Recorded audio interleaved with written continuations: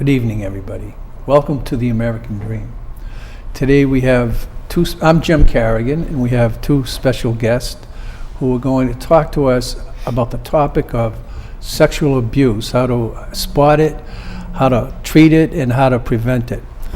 First, we have Birgitta Damon, who is the CEO of Lynn Economic Opportunity.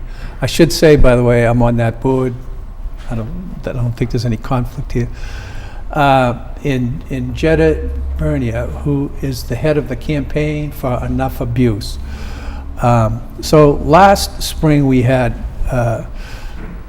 a seminar in Lynn, and these two women led up that seminar, and it was on the topic of sexual abuse, and they did a terrific job. Why don't you tell us how this all got started?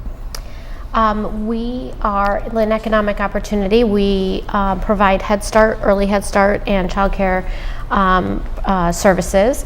And we became interested in the topic as part of a group that you ran, Jim, in terms of some of the things that were occurring in the city of Lynn and how could we address them. And one of the topics that you had brought up was child sexual abuse, and we happened upon Jetta's information session that was held at the Associated Grant Makers.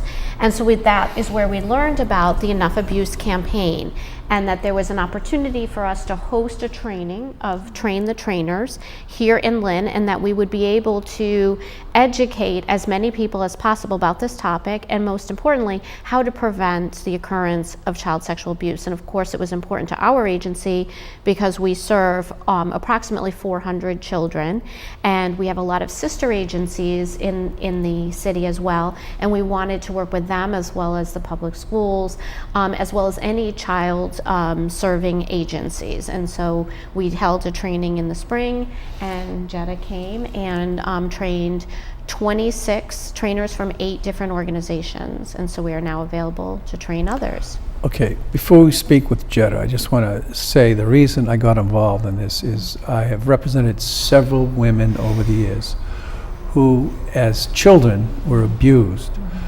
It's usually man against woman or boy against girl, but sometimes man against boy. On rare occasions, women seem, I don't know what the percentage is, but the effects of sexual abuse are unbelievably bad. I have represented women who, at the age of 40, 50, 30, 20, they can't go out of the house. They suffer from post-traumatic stress disorder as a direct result of sexual abuse. They suffer from anxiety, severe anxiety, and severe depression. And oftentimes they stay in their room all day long. They can't really feed themselves. I mean, they do the microwave thing and that, but they can't really prepare dinners the way, I won't say most of us can, but some of us can. We're going to talk about how to prevent it and how to treat it. I think we're going to have Dr. Mark Alexakos come on with Laurie Berry, who is the executive director of Lynn Community Health Center, on another show to talk about how to treat the condition. But Jetta, why don't you tell us, how did you get involved in this? Well, I've been doing child abuse prevention work my whole professional life, really, for over 3 decades. But the issue of child sexual abuse is a particularly difficult one. The American Medical Association, in fact, says that it's a silent, violent epidemic. It is so widespread that all of us probably know someone who has been a victim, either in our family or in our circle of friends. And some of us have had the occasion of even understanding someone in our community that has offended against another person. So it's very, very widespread.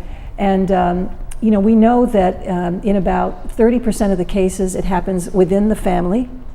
In about 60% of the cases we find people like coaches and clergymen and counselors and babysitters, neighbors, involved in these kinds of incidences. And really, in maybe less than 10% of the cases, is it a case of dangerous stranger, where someone that you don't know is simply going to abduct a child and sexually abuse a child. So this is a problem that is happening right in our homes and in our communities. And we understand from the research that probably about 1 in 10 children report that they have been victimized sexually during their childhood. So it's a problem that is oftentimes swept under the rug. We would rather not think about it, talk about it, but we've got to break the silence if we want it to prevent it from happening in the first place, and if we're going to challenge those who would harm our children. And I'm excited to be working in Lynn with all of you as leading this effort, because there is so much that we can do within the community. First, to educate people about the reality of it. Well, let me say something Yes. about what you just said. Yes. I think it's most underreported crime there is. Yes, you're right, Jim. You're So right. if people don't report it, how can we do anything That's about right, it? that's So right. we have to teach people how to spot it and how to encourage children, usually the victims are children, to report it. Is that right? That's right. I mean, the statistic tell us that maybe up to 90% of cases are never reported to the authorities. Now, that doesn't mean that 90% of the cases are not discovered, but even when family members might realize that something is going on, there's a lot of conflict about keeping it secret, not wanting to tell. We'll just try to avoid Uncle Harry at the next Thanksgiving dinner, you know, keeping it in the secret, a secret within the family.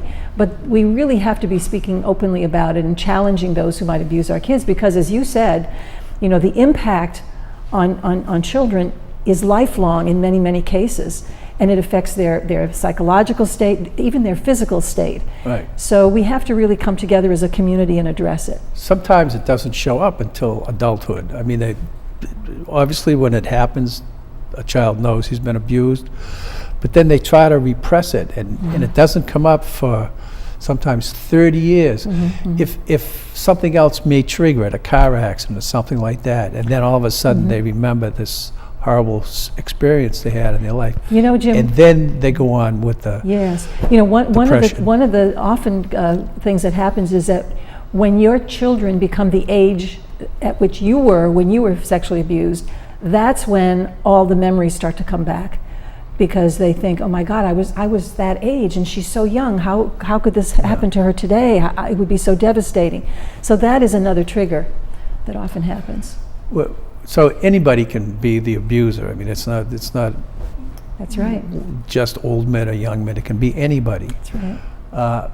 But it seems frequently that boyfriends of women are the abusers of the women's children.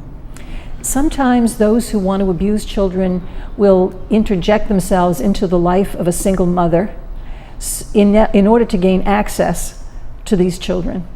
And that can become a very difficult situation, because sometimes women are so bound up in these relationships that they become engaged in the sexual abuse. For example, we had a case in a town nearby here where a young teenage daughter was being videotaped in sexually provocative poses.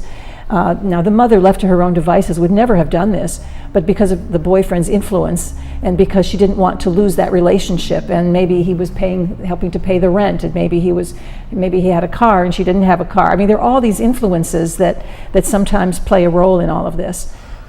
Well, unbelievably, some women are selling their children for drugs. So their drug dealer gets access to their children. Right.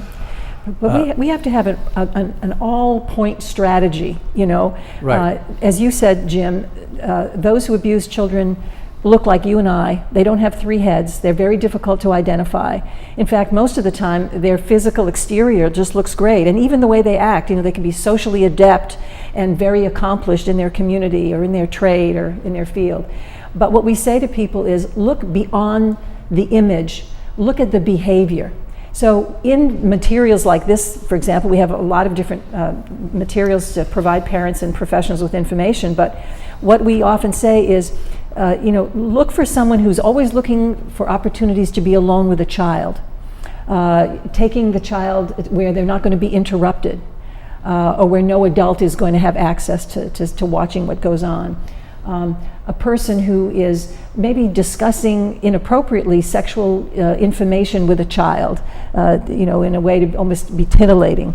The individual who doesn't have good boundaries. If a child says, don't tickle me, but the person continues to tickle, or just doesn't give the child the opportunity to have a private boundary, despite being told, lay off kind of thing.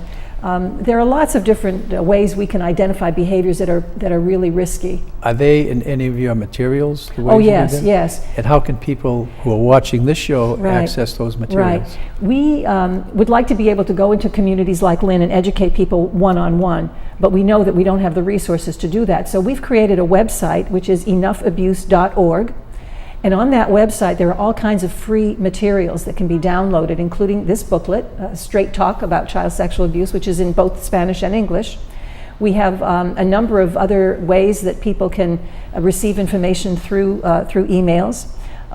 We have something called 10 Conversations. Every month you can get an email that will give you a small amount of information about sexual abuse and how to prevent it, so that you're not overwhelmed with all this information at once, you see. Great. And so they can go on that website and reach out to us, and certainly reach out to Leo, because there are these wonderful trainers now in the community just raring to go. That's right, we're ready. Okay, good. What are you doing about this? Well, as Jetta referenced, we are getting out to our sister organizations and talking to them about the availability of the trainers. And we have trainers that speak different languages, so we are able to do a training for parents, for children, for educators in either English or in Spanish.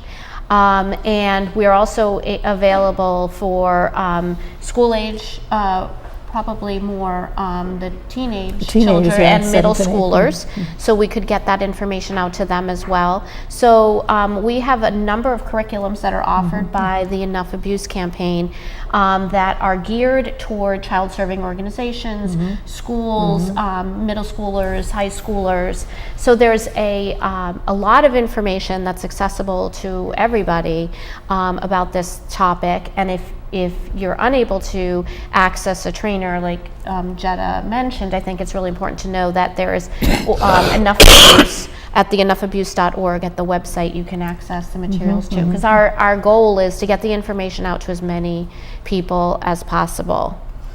And to train as many Correct. Yes. trainers. Correct. So if you want to get people in your organization trained, contact Birgitta at Lynn Economic Opportunity. What number should they call?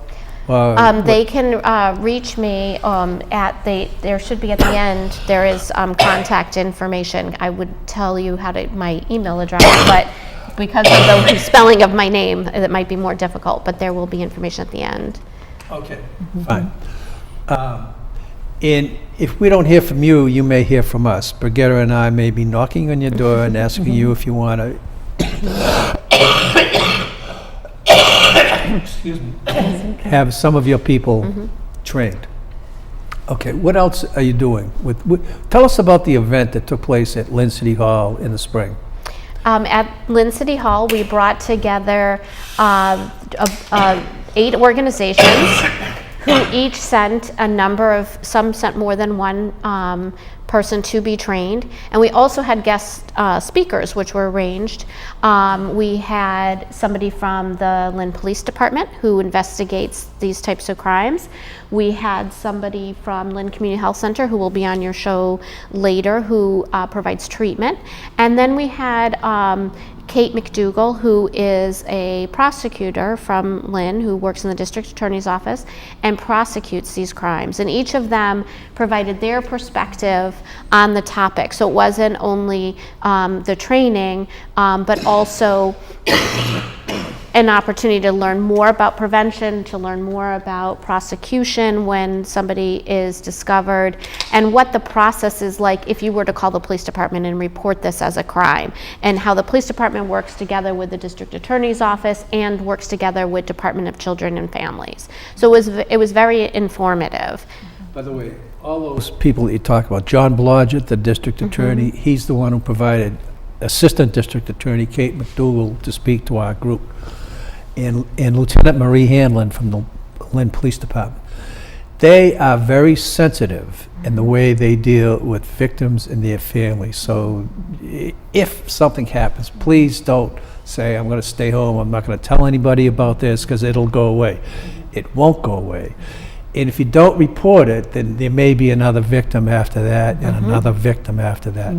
So please, the police do an excellent job of interviewing witnesses. So does the district attorney. It's usually only one interview, so you don't have to be constantly interviewed.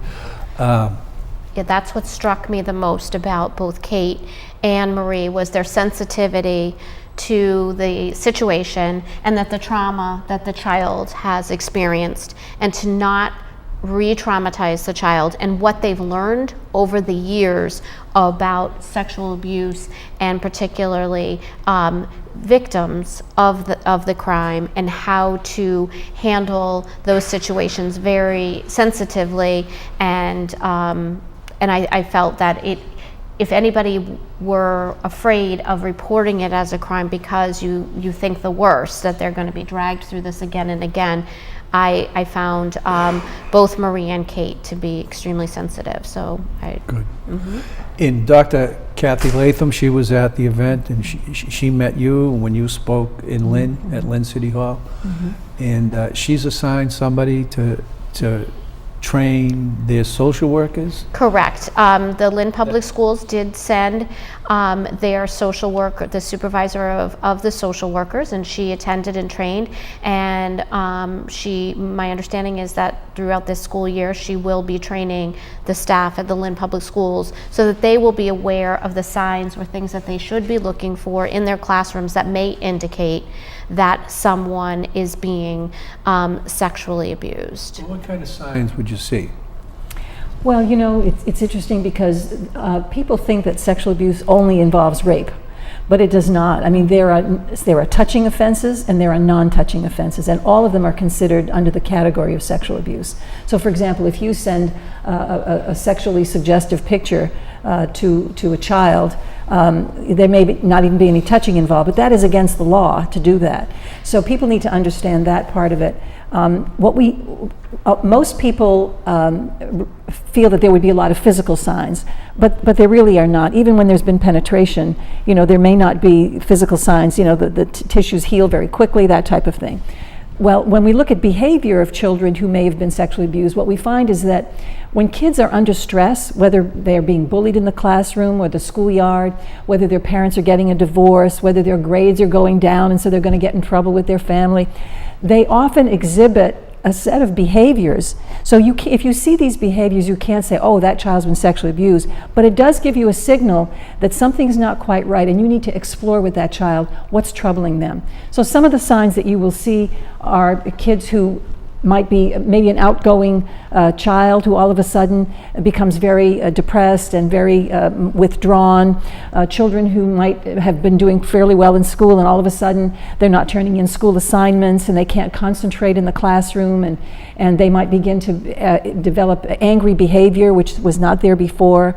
There are a lot of these behaviors. Younger kids, for example, might have bathroom accidents. They might not be able to sleep, or sometimes with teenagers, they may overeat because it's a way not only to comfort them and to get a sense of control, but the sense is if I get too heavy, then I won't be sexually attractive. So there's a lot of signs and symptoms.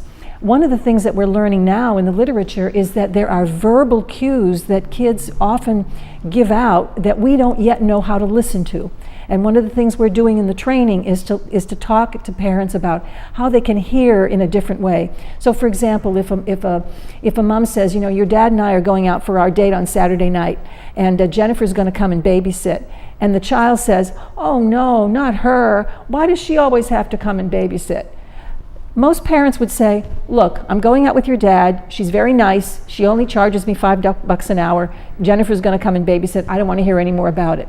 The conversation is closed instead of the parent saying, what is it about Jennifer that you don't like? what do you do? What does she do with you when she babysits? Does she talk on the phone with her boyfriend the whole time? Or does she play games with you? What kind of games does she play with you? What makes you uncomfortable about her? Just having a normal kind of back and forth conversation, hearing what the kid is trying to say to you, is another way to explore what is troubling this child. So those are some of the things that we're learning that parents can do. I've discovered that you really do have to open up, because I've talked to women who were abused as children, Yes.